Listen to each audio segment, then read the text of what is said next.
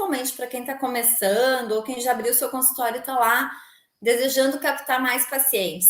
Então, a gente vai falar sobre pacientes. Não tenho pacientes, dá aquele desespero, né? Quando a gente pensa nessa frase, nossa, me formei, terminei a pós e não tenho pacientes, o que eu faço? Então, a gente vai falar sobre a captação desses pacientes e, inclusive, a fidelização deles. Bom, pessoal, para quem não me conhece ainda, eu sou a Sandra Lampo, eu gosto de ser chamada de Sandrinha, então podem me chamar de Sandrinha, porque eu gosto de ser chamada assim, eu sou baixinha, pequenininha, então fiz a especialização em 2001, e aí eu fiz a especialização em psicopedagogia, já comecei consultório, e em seguida já fiz especialização em educação inclusiva e também em neuropsicopedagogia. Tem coisas que a gente só aprende na prática, né? E hoje a gente vai falar sobre um assunto bem importante, principalmente para quem está começando ou quem já abriu seu consultório e está lá desejando captar mais pacientes. Então, a gente vai falar sobre pacientes. Não tenho pacientes, dá aquele desespero, né? Quando a gente pensa nessa frase, nossa, me formei, terminei a pós e não tenho pacientes, o que eu faço? Então, a gente vai falar sobre a captação desses pacientes e, inclusive, a fidelização deles. Captação de pacientes para quem não tem e para quem já tem, mas ainda não tem aquela agenda cheia, vem aqui, fica comigo, porque hoje a gente vai descobrir como lotar essa agenda. E eu confesso para vocês, teve um momento assim, acho que tinham passado uns 3, 4 meses, eu não tinha paciente nenhum, mas no momento eu achava que seria o consultório perfeito. E aí eu montei esse consultório, fiquei ali 3, 4 meses sem nenhum paciente para atender. Isso lá em 2001, antes até, gente, porque na verdade eu abri o consultório antes de terminar a pós. Meu pai recém tinha falecido e eu lembro que eu cheguei a falar, poxa, pai, me ajuda, eu preciso pelo menos de uma pessoa para eu conseguir pagar o aluguel do mês. Uma pessoa que eu atendesse já daria para eu pagar aquele cantinho lá que eu tinha alugado e montado o meu consultório. Então, a gente vai falar hoje sobre essa situação. Não tenho pacientes. E agora? O que a gente vai fazer, né? Então, a gente vai falar sobre os aspectos importantes para a captação desses pacientes. E aí tem alguns aspectos que eu destaquei que são fundamentais e que vocês vão ver no decorrer da caminhada de vocês pela psicopedagogia, neuropsicopedagogia, vocês vão verificar que estes aspectos realmente eles chamam a atenção e talvez até os pacientes de vocês ou os responsáveis por eles comentem sobre isso com vocês. Então, vamos lá. Primeira coisa, gente, é a imagem profissional, né? Que imagem você quer transmitir? Que imagem que você quer que o seu paciente, a família dele, a escola, os outros profissionais que atendem ele, que imagem você quer que ele tenha de vocês? Então, além do nosso jeito de ser, além da nossa simpatia, do nosso carinho e tudo mais, a gente precisa sim pensar na nossa imagem enquanto profissional. Eu aqui nas lives geralmente apareço de cabelo solto, gente, mas normalmente eu atendo de cabelo preso. Uma das coisas que eu sempre falo que é bem importante, né? A gente precisa tomar cuidado com isso. A primeira impressão é aquela que fica, né? Ó, até já coloquei aqui a frase, a primeira impressão é que fica. Então, eu, por exemplo, eu atendo de cabelo preso, tomo cuidado com roupas, não uso saia para atendimento, não uso porque se eu tiver que sentar no chão com alguma criança fica complicado. Decotes, gente, cuidado com os decotes, cuidado com roupas que tem algo que possa enganchar o dedo do paciente, presilhas que ele possa puxar, sapato de salto alto, não fica confortável para a gente. Também se a gente tiver que sentar no chão, se tiver que fazer alguma atividade que seja mais física, de motricidade ampla, vai ficar difícil, né? Então, cuidado com os sapatos, os acessórios, cuidado com brinco de argola. Hoje eu tô com um brinco compridinho aqui, ó, mas normalmente, sabe aquelas pessoas que usam aqueles brincos de argola? Cuidado, porque tem paciente que pode colocar o dedo no brinco e puxar, inclusive machucar sua orelha, colares muito compridos. Isso é bem importante de vocês tomarem cuidado com os acessórios que vocês usam. Eu gosto muito de usar anel nesse dedo aqui, eu gosto demais de usar. E eu gosto muito de usar pulseiras. Nos atendimentos, Geralmente eu tiro, dependendo da situação, eu tiro e depois eu coloco de novo. Pessoal, então tomem cuidado com os acessórios, tomem cuidado com brincos longos. Como eu já falei para vocês, hoje eu tô, mas normalmente o meu brinco tá aqui grudadinho na orelha. Eu gosto de usar aqueles bem grudadinhos na orelha, que é para não ter riscos. Pacientes que têm transtornos de déficit de atenção e hiperatividade, crianças pequenininhas demais, ou então um transtorno opositivo desafiador, TOD, se tem paciente com autismo, eles podem pegar esses acessórios e acabar puxando. Então, tomem cuidado com esses acessórios que vocês costumam usar. Às vezes, no consultório, não é o melhor ambiente para vocês usá-los. Porém, é interessante, talvez, igual eu hoje aqui, né? Tô fazendo uma live, tô com um brinco mais compridinho. Ou para ir para uma palestra, para ir para uma reunião com outros profissionais, aí talvez é bacana, um salto mais alto e tal. Mas com eles, com os pacientes no consultório, tomem cuidado com esses detalhes. Mesma coisa a maquiagem, uma maquiagem muito carregada, às vezes eles podem estranhar, podem achar estranho, os pais podem achar estranho quando conhecem vocês a primeira vez. Então, tomem cuidado com a imagem profissional que vocês querem transmitir aos pacientes, aos profissionais que também atendem ele, à escola, aos responsáveis. É bem importante esse cuidado com a imagem profissional. Por que ela te ajuda a captar pacientes? Porque, por exemplo, se você chega num profissional, vamos ver um exemplo aqui, vamos supor que você chega numa manicure e você vê que a manicure não tá com a unha bem feita, ela não tá com a unha dela mesma cuidada, você acha estranho, né? Uma manicure que não cuida da unha, opa, é estranho. Ou então uma cabeleireira que tá com o cabelo todo desgrenhado lá, é estranho. Então, quando a gente procura um profissional, a gente nunca deixa de observar a imagem dele, e vocês vão ser observadas também. Então, tomem cuidado com isso é importante. Parece bobo, né? Quando a gente pensa, poxa, mas é tão evidente. Porém, eu já vi algumas profissionais usarem brincos longos, brincos de argola. Tomem cuidado com isso, gente. É lindo, mas não para o momento do atendimento, não às vezes para o momento profissional. Outra coisa bem importante, gente, é a divulgação. E aqui eu digo que quando eu comecei, eu errei muito na divulgação do meu atendimento. Eu acho que eu já comentei aqui em alguma live da semana passada, né? Quando eu comecei, eu saí pelas escolas que eu conhecia da cidade, levando panfletos, como se fosse algo que eu estivesse vendendo um produto. E serviço, a gente sabe que ele é muito vendido através de indicações, através do conhecimento que a gente mostra que nós temos. Então, hoje, vocês têm uma ferramenta muito legal para divulgar, que são as redes sociais. Igual eu estou fazendo agora aqui a live, né? Vocês têm várias oportunidades para divulgação nessas ferramentas. Então, aproveitem esse momento de divulgação. Ah, mas o que eu vou divulgar? É importante que essa divulgação também seja certeira, seja significativa para quem possa vir a te procurar, ou outros profissionais, colegas, inclusive de vocês, e também as escolas e os responsáveis por estes pacientes. Então, uma coisa bem legal, assim, você não tem nenhum paciente ainda. Comece a divulgar nas suas redes sociais o seu conhecimento, a sua formação. Mostra que você tem conteúdo. Mostra o conteúdo que você tem, o que você pensa sobre ele, no que você acredita. Começa a mostrar o seu conhecimento. Porque quem vai chegar até vocês através de redes sociais, ou quem já conhece vocês e começa a seguir vocês nas redes sociais, vai olhar, poxa, bacana isso aqui que ela escreveu. Ah, eu concordo com isso aqui. Ah, isso aqui faz sentido para mim. Olha, isso aqui eu não sabia, é uma curiosidade. Então, vale a pena vocês divulgarem muito o conteúdo que vocês têm, que no começo ainda não é atendimento em si, ou consultório de vocês, ou algo que vocês criaram, mas o conhecimento que vocês adquiriram fazendo a especialização, fazendo os cursos que vocês fizeram, lendo um livro, algum artigo que vocês queiram comentar, fazer alguma resenha, isso é muito importante.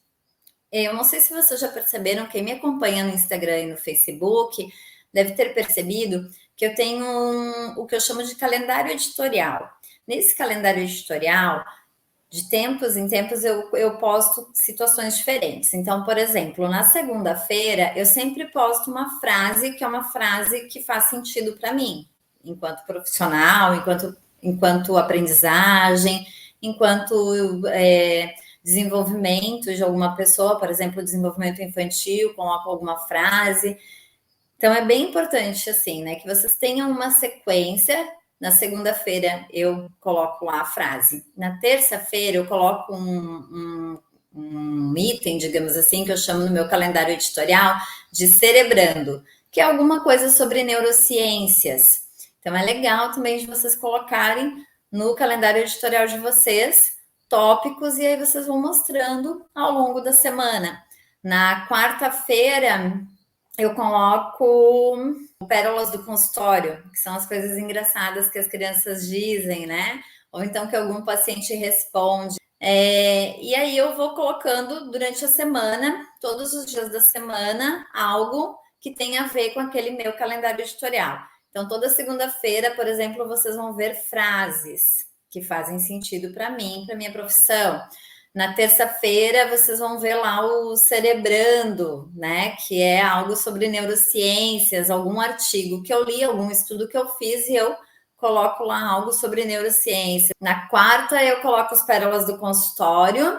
Na quinta, eu coloco um trechinho de livro que eu gosto muito de ler assim, tem coisas que fazem muito sentido para mim, aí eu coloco lá um trechinho que eu achei interessante também. Na sexta eu coloco delícias do consultório, alguma coisa, delícias da profissão, alguma coisa muito gostosa da profissão eu coloco lá na sexta. No sábado eu coloco momento relax, alguma coisa assim mais para relaxar, para poder, né, fazer durante o final de semana.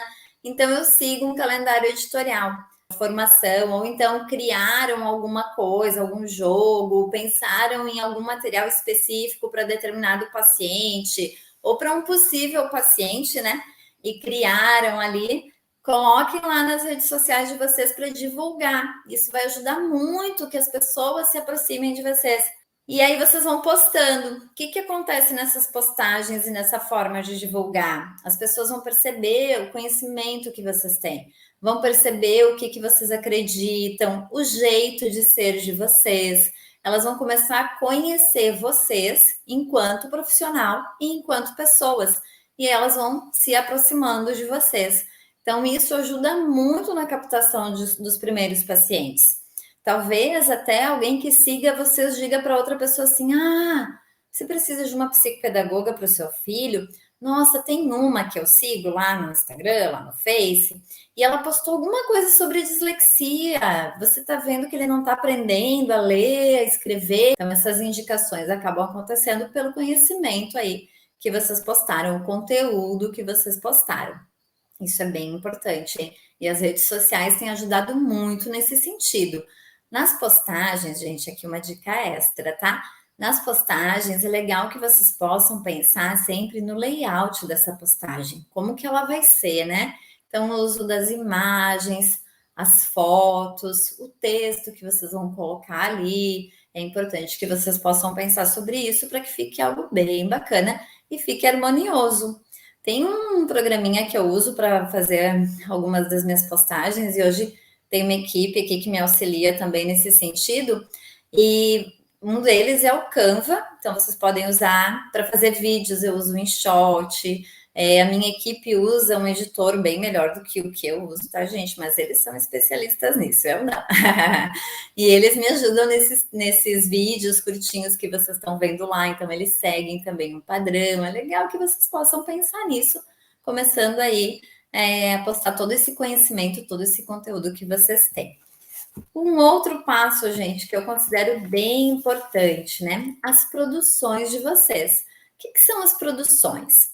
Sabe aquelas atividades que a gente cria pensando num determinado paciente? Ou um material que a gente criou? Ou então uma ideia que a gente bolou através de um jogo misturado com uma atividade mais formal? Ou então uma estratégia que foi bacana e a gente usou ou pensa em usar, e aí vocês criaram algo, né? E aí é bacana que vocês possam colocar essas produções lá. Pessoal, outra forma, então, que eu coloquei as produções de vocês. Criaram um jogo, criaram um material, criaram uma estratégia que funcionou, que foi bacana, o que vocês pensaram para uma determinada situação. Vamos supor, eu tenho um paciente autista que ele não consegue segurar o lápis. Eu tenho um paciente que ele tem dificuldade de motricidade, ele não consegue segurar o lápis. E aí eu criei aquele esquema de enrolar fita no lápis, e aí ele conseguiu ter uma apreensão melhor, porque ficou mais grosso e começou a usar o lápis. Outro dia eu coloquei aqui também nos meus stories um lápis que tem um pezinho em cima. No começo, gente, sabe como que eu fazia esses lápis? Esse eu não cheguei a postar, eu já postei bonitinho comprado, tá? Mas no começo eu fazia com massa, aquelas massas epóxi, e colocava aqui em cima no lápis para ele ter melhor apreensão, né? Fazer uma letra mais forte na folha, porque ele conseguia fazer as letras, mas ficava tudo muito fraquinho, não dava para enxergar direito.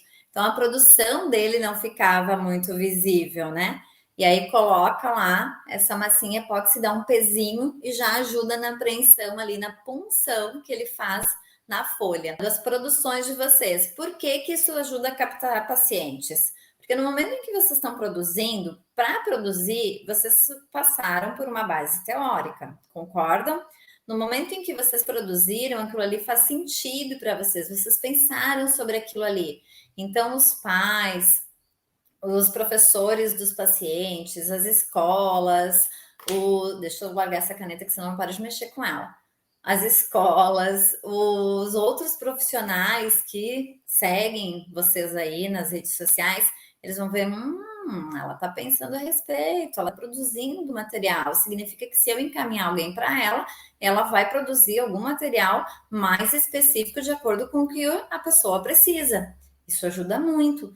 Então, as produções de vocês é bem importante que vocês possam colocar ali também nas redes sociais de vocês, certo? Vamos lá. Crenças e perguntas, gente. Lá nas redes sociais também vocês podem colocar crenças e perguntas para saber o que as pessoas que seguem vocês gostariam de saber. Ou então vocês podem jogar lá uma perguntinha sobre a psicopedagogia, sobre determinado diagnóstico, sobre alguma situação teórica, né? Algo que vocês leram. O que você acha disso? Essa semana eu li a frase tal. O que você pensa sobre isso? E aí vocês vão ter aí pessoas engajando com vocês, pessoas respondendo as perguntas e pessoas, né, dando feedback para vocês, até para vocês saberem o que dizer para elas e compartilhar mesmo com ela aquilo que vocês acreditam que dá certo, aquilo que vocês acreditam que funciona, que é bacana, como vocês pensam que é. E aí essas pessoas vão se aproximando. E talvez essas pessoas digam para outras: olha, eu vi a pergunta lá, vou pegar um exemplo aqui, eu vi a pergunta lá da Sandrinha, e eu concordo com ela. Quem sabe a gente procura ela para conversar sobre tal assunto? E aí essas pessoas chegam até você também, com um grande potencial para indicação de pacientes. Então, isso é legal de fazer, certo? Constância, gente. Isso é fundamental quando vocês estão trabalhando nas redes sociais, divulgando ainda, não um paciente que você ainda não tem, talvez, né? Mas aquelas situações de conhecimento, de formação, de crenças. Então, vocês precisam manter uma constância. Fazer isso todos os dias, ou programar uma vez por dia, 2 vezes no dia, vou fazer 3 vezes na semana. Quanto mais constante vocês forem, mais essas redes sociais vão estar publicando o que vocês pensam, o que vocês conhecem, o que vocês acreditam, e aquilo ali vai estar chegando para um universo de pessoas que podem chegar até vocês através dessas redes, certo? E por fim, os momentos despropositais. Sabe aquela coisa assim, ó, que a gente tá lá na manicure fazendo a unha e rola aquele papinho de salão? E aí você diz assim: então eu também trabalho com educação, com saúde. Eu sou psicopedagoga. E aí tá aquele grupo de mulheres falando sobre um monte de coisa ao mesmo tempo, e você comenta lá: é verdade. Ah, então, eu faço atendimento para pessoas que têm algum tipo de deficiência, eu faço atendimento para pessoas que têm dificuldade na aprendizagem. Ah, eu terminei a minha pós agora há pouco tempo e estou começando a atender pessoas nas casas delas mesmo, pessoas que têm dificuldades. E aí já surge aquele assunto: ai, fulano não está indo bem na escola. E aí você já tem uma possibilidade de captar. Eu chamo isso de momentos despropositais. Sabe aquela situação que de repente você está num restaurante lá almoçando com as amigas, aí uma delas começa a reclamar do filho, e aí você diz: Nossa, eu estudei isso esses dias. Não, estudei isso esses dias, li um livro e falava sobre tal coisa, eu vou me aprofundar mais nesse assunto, eu gosto. Falava sobre o quanto as crianças estão envolvidas com as mídias sociais, realmente tem muito as crianças ficando no celular até mais tempo do que deveria. Eu vou indicar para minha irmã, porque a minha irmã, meu sobrinho, não sai do celular mais de jeito nenhum. Então, essas situações vocês podem começar a fazer em momentos despropositais. Comecem a falar sobre o que vocês estudam, o que vocês leem, o que vocês fazem ou o que vocês pretendem começar a fazer, porque pode vir daí também um paciente que vocês jamais imaginaram que chegaria até vocês, certo? Eu comento assim, gente, é importante que vocês digam para o mundo, né, que vocês são psicopedagogas, o que vocês estudaram, o que vocês almejam, o que vocês acreditam, o que vocês pensam a respeito de processos de educação, sobre desenvolvimento humano. Vocês façam isso com bastante frequência, que também são aspectos importantes, né? E eu falei sobre isso numa outra live, ó. Organização para o primeiro atendimento. Então, tá, vocês estudaram a psicopedagogia, vocês sabem o que vocês vão fazer. Primeira coisa, agendar. Segunda, a anamnese, a entrevista inicial. Terceiro, avaliação, e aí algumas sessões de avaliação, né? Quarto, vocês vão entregar essa avaliação para os pais, para os responsáveis, ou até para o próprio paciente, às vezes, né? E, por fim, começar o plano terapêutico e começar a atender. Então, quando vocês captaram o primeiro paciente, chegou lá o primeiro contato, a primeira possibilidade de atendimento psicopedagógico, seja lá de quem for, gente, se for o primeiro da vida de vocês, ou se for alguns dos primeiros, né? É importante que vocês organizem passo a passo cada etapa desse atendimento, que vocês pensem neles e revisitem. Eu falei sobre isso numa outra live. Revisitem os conhecimentos que vocês tiveram nesse período que vocês estudaram, a pós-graduação, a graduação. Revisitem esses conhecimentos, elaborem, organizem bem cada um dos passos desse atendimento. Por quê, gente? Aqui vem um detalhe muito importante. Esse primeiro paciente vai ser a sua primeira oportunidade de mostrar os resultados do seu trabalho. Se você conseguir mostrar bons resultados, esse paciente ele vai fazer algo que é exponencial, vai muito além da tua própria divulgação. Ele vai começar a te indicar. Ele ou a família ou a escola ou outros profissionais que trabalham com ele vão começar a te indicar. E sabe aquela situação? Quando que a gente indica um serviço, né, para alguém? A gente só indica um serviço para alguém quando aquele serviço é bom, senão a gente nem indica, né? Às vezes a gente até pensa assim, podia indicar a tua pessoa, mas não sei, não tem tanta segurança de indicar. E é por isso que é importante que vocês pensem em cada etapa, cada uma mesmo, com muito cuidado, com muito carinho, com muita dedicação do procedimento aí da psicopedagogia. E aí, quando você pensa em cada um deles, é muito legal que vocês possam ter resultados em cada um deles.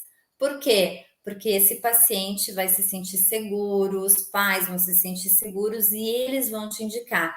Aquele famoso boca a boca. Então, esse boca a boca na área de serviços, de um modo geral, ele funciona muito, principalmente na nossa. Se os pacientes começam a evoluir, começam a ter bons resultados, a probabilidade de essas pessoas que vocês atenderam, serem as que vão indicar para outras é muito grande. E aí sim vocês começam a encher a agenda de vocês. Não sei se vocês lembram, quando eu comecei a minha divulgação, eu comentei que eu tinha começado de uma forma, assim, não da mais correta, né? Hoje eu entendo isso. E na época a gente não tinha os recursos de redes sociais que nós temos hoje. Mas enfim, foi a maneira que eu tinha encontrado para começar. Não tinha aprendido antes, né? É o tipo de coisa que a pós-graduação não me ensina, né? A gente a divulgar, a captar paciente, eles não me ensinam. A parte de gestão de consultório a gente não aprende, né, na especialização. E aí, nesse momento de divulgação, eu só comecei a ter mais e mais demandas de atendimento no momento em que os meus pacientes começaram a ter resultado. Porque a mãe de um indicava para a mãe do outro. A mãe de um que estudava em escola X, a escola X indicava para a mãe do outro. Então, isso acontecia com muita frequência. Então, é importante que vocês tenham todo carinho, toda dedicação, todo cuidado aí no desenvolvimento dos procedimentos do atendimento desde o primeiro paciente. E aqui, gente, eu quero destacar uma outra situação. Vamos pensar no pior cenário. Apareceu a pessoa para vocês atenderem e vocês não têm local para atender. Vamos pensar no pior cenário aqui, gente, voltando. Vocês tiveram a primeira pessoa, fez contato e vocês não têm onde atender. Comecem na casa dessa pessoa, mas no primeiro momento em que vocês tiverem o primeiro paciente, comecem, pensem com carinho na possibilidade de procurar um local para montar o consultório de vocês. Eu já falei aqui sobre possibilidades, né, de como fazer isso de uma maneira econômica. Se vocês não têm lugar para atender e o primeiro for atendimento em casa, não tem problema nenhum. Não vão aí investir em coisas que ainda não é possível. Vamos investir em situações reais e possíveis. Então, se vocês começaram a atender em casa, lembrem-se, chegou o primeiro, comecem a procurar uma possibilidade de locação de um espaço, um consultório que já existe, dividir com alguma outra profissional. Geralmente isso acontece com psicólogos, terapeutas ocupacionais, fonos, né? Sublocar uma sala numa clínica, isso é muito importante. Por quê, gente? Porque olha aqui, mostrar o seu espaço de atendimento também ajuda a captar pacientes. Então, no momento em que vocês têm o primeiro, comecem a pesquisar aí na localidade que vocês moram, ou perto da sua casa, né? Ou num lugar que seja acessível, ou até de repente montar mesmo na sua casa, se você tiver a possibilidade de ter acessibilidade, se você tiver a possibilidade de fazer isso de uma maneira que não invada a sua privacidade, mas montar um espaço de atendimento e mostrar esse espaço. Teve lives aqui onde eu falei sobre já falei sobre o consultório, algumas situações aqui que eu comentei, né? Então, tomar cuidado com como você monta esse lugar, o que tem nesse lugar, que ele seja confortável para todas as idades.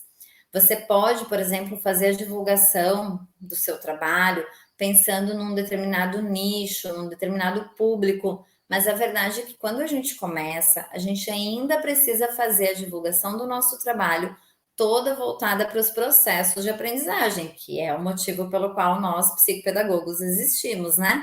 A nossa profissão só existe porque existem dificuldades de aprendizagem e processos de aprendizagem diferentes do que a gente chama de padrão. Então, é importante que vocês pensem nisso. Às vezes, não dá para montar um espaço que vá só atender crianças. Eu não consigo montar um espaço que só tenha cadeiras altas e mesa alta para atender jovens e adultos. Eu preciso ter um espaço para criança também. Então, montar esse consultório exige um planejamento também, certo? E aí mostrar esse espaço de atendimento, assim como mostrar os materiais, mostrar os estudos, mostrar os recursos que vocês criaram, as intervenções que vocês fizeram e deu certo, vai ajudar vocês aí na captação desses pacientes. Parcerias. Então, vocês estão começando, procurem por parceiros, parceiros da mesma área, da psicopedagogia mesmo, outras psicopedagogas, e também parceiros de áreas da saúde e da educação.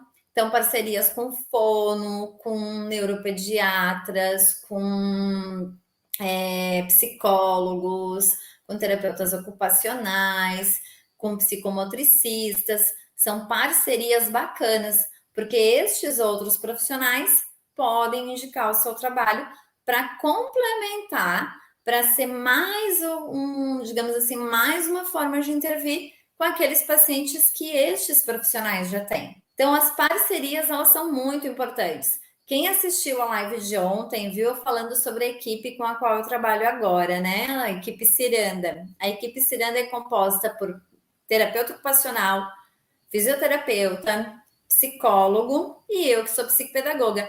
E aqui onde a gente atende na clínica, no Espaço Escalada, a gente tem outros profissionais que a gente indica. Tem fono, tem nutricionista, tem neuropediatra. Então a gente indica e eles nos indicam. Então essas parcerias são muito bacanas.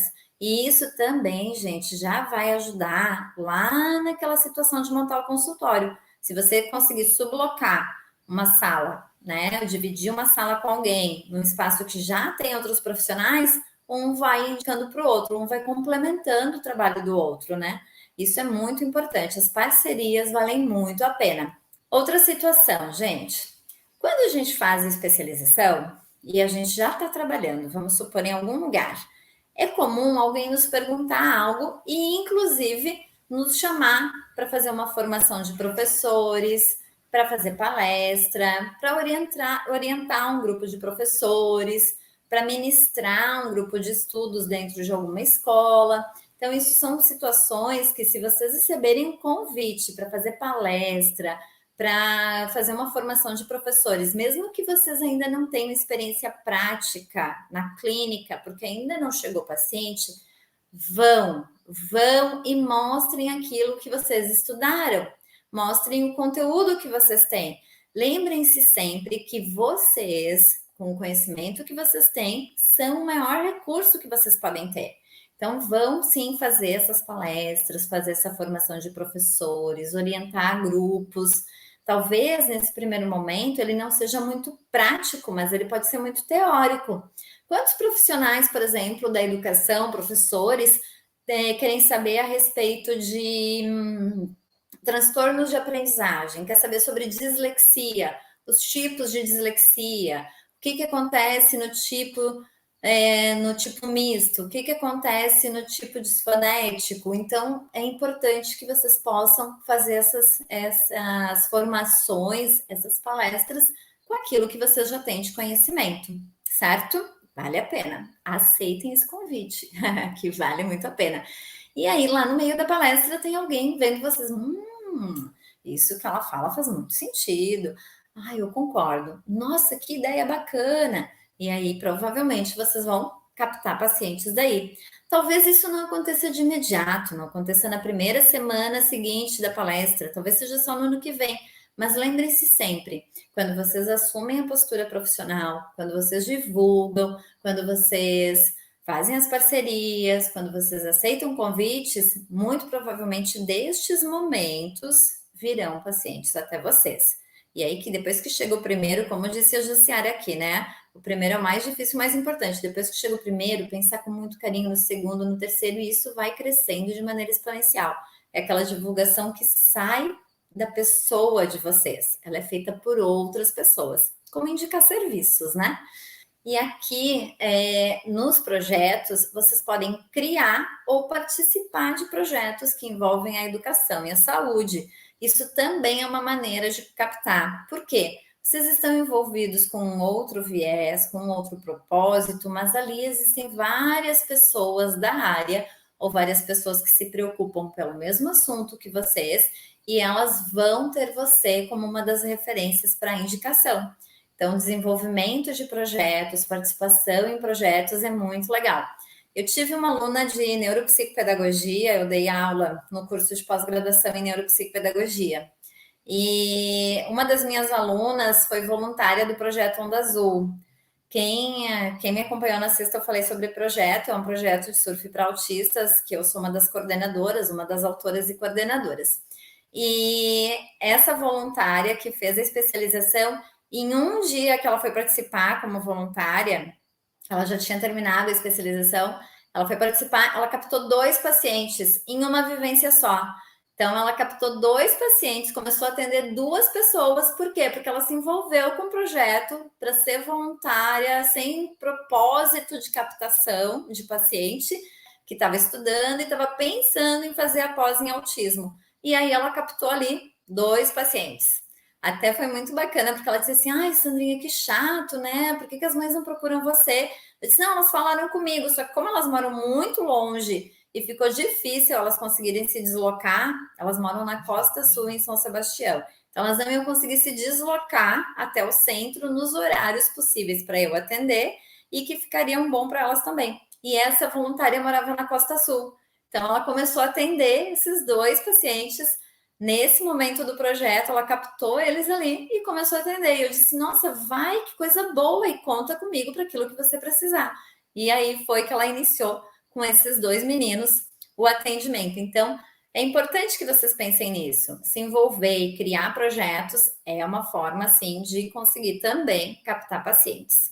Se você já trabalha com aulas de reforço, aulas particulares, você pode fazer a transição para a psicopedagogia. Então, essa transição, aula de reforço, vocês vão estar trabalhando com conteúdos específicos da escola que o aluno não está conseguindo desenvolver bem.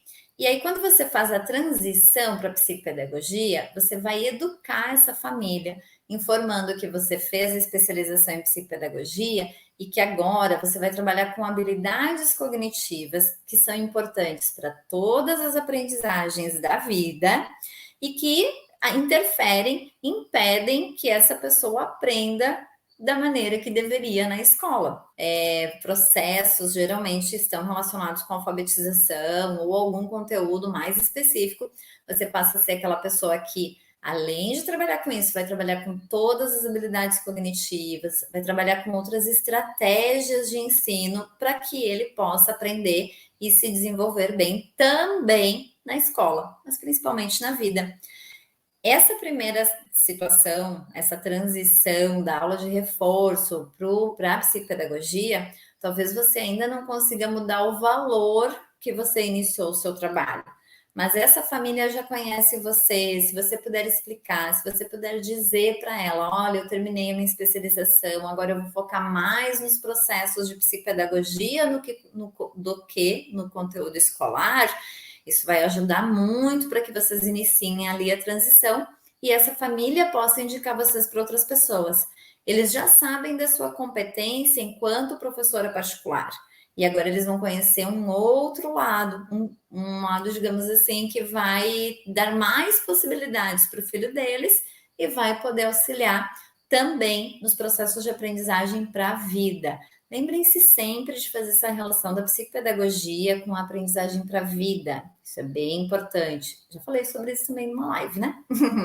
Então, vamos lá. Pessoal, vou resumir para vocês aqui, então, os aspectos importantes para a gente conseguir captar os pacientes e mantê-los com a gente, certo? Divulgação correta, seja ela proposital ou não. Lembrando, antes disso, cuidem da imagem de vocês. Organização passo a passo de cada atendimento, porque essa organização passo a passo vai fazer com que o seu paciente tenha bastante resultado e essa divulgação, que antes era só sua, sobre o seu conhecimento, o seu trabalho, passa a ser de pessoas, eu digo assim, além da gente, né? Ela é muito maior, assim, porque é aquela história. Quando a gente conhece um serviço bom, a gente divulga muito ele, né? Ele faz muita propaganda, é aquela propaganda boca a boca. Quando a gente conhece um serviço que não é bacana, a gente nem fala nada. Então, pensem nisso, essa organização passo a passo do primeiro pacientinho lá que aparecer, do segundo, do terceiro, de todos, vai exponenciar as suas possibilidades de captação aí de pacientes, certo? Consultório, espaço de atendimento, não tem ainda, apareceu o primeiro, apareceu o segundo, vê que existe uma possibilidade de sublocação em lugares que já tem consultório, que já tem profissionais que são de áreas semelhantes, vale muito a pena, gente, muito a pena mesmo. Tem indicação destes profissionais para vocês, e além disso, tem também a possibilidade de vocês mostrarem o seu espaço de atendimento, o que faz uma boa diferença. É bacana de poder mostrar. As famílias querem ver antes de chegar lá, querem mostrar para os filhos. Essas parcerias é que permitem que vocês possam, digamos assim, trabalhar com outros profissionais com o mesmo objetivo, que é o atendimento, é o desenvolvimento de determinado paciente. Então, muitas vezes a gente trabalha psicopedagogia junto com a fono, às vezes até no mesmo horário, às vezes em horários diferentes. Eu falei sobre isso na sexta-feira da equipe Ciranda, né? Eu trabalho muito com a terapeuta ocupacional, muito com o psicólogo. Às vezes nós atendemos juntos, às vezes separado, às vezes um atende a família, outro atende o paciente. Então varia bastante. Mas as parcerias são bem bacanas para que vocês possam indicar os pacientes de vocês e esse resultado também aumentar, ou para que outros profissionais possam indicar o trabalho de vocês e vocês possam trabalhar realmente em parceria, trocando informações, pensando num plano terapêutico conjunto, pensando num plano de desenvolvimento individualizado, que a gente fala, né? O PDI.